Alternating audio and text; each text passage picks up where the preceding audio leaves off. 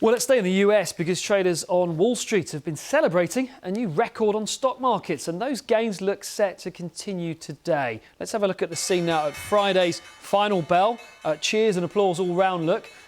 In New York, the S&P 500 closing on a record high. It's now up 35% since that low back in October 2022. And this morning, the Nikkei in Japan also broke record highs, and European indices, they've also forged higher as well. Well, let's bring in Janet Moy from Brewin Dolphin. Always a pleasure, Janet. Hi there. So, looking at this, we tend to look for technicals, don't we? The market talks about bear markets, bull markets. We've been in a pretty big bear market. Have we turned a corner, do we think, now, and are things picking up? Hi, Mark. Thanks for having me. Yeah, I think there are several reasons that markets are cheering at the moment. I think primarily it is the expectation of rate cuts.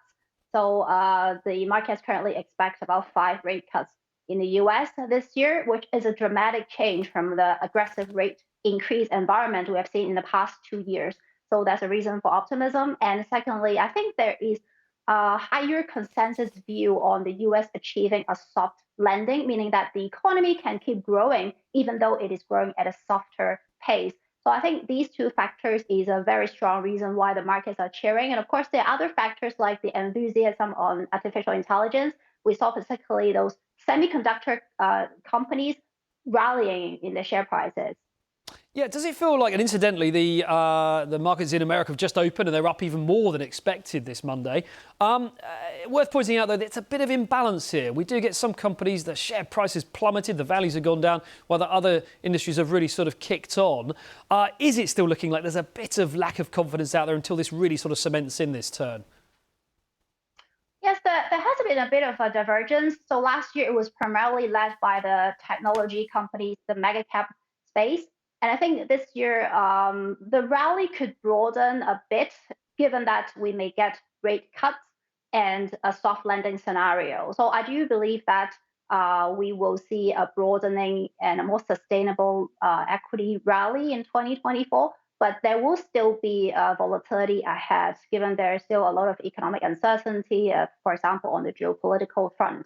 So I do think that the markets may continue to favor the tech mega caps because the structural theme of artificial intelligence is just very strong, and it is still in the early innings of that playing out.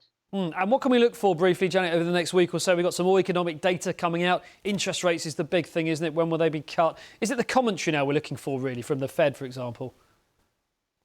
So this week we've got the Bank of Japan and the European Central Bank policy meeting, and both of them are expected no change. So I think people will focus on European Central Bank. So far they have kept a pretty hawkish stance. So we'll see if there are more clues that interest rate could be cut this year.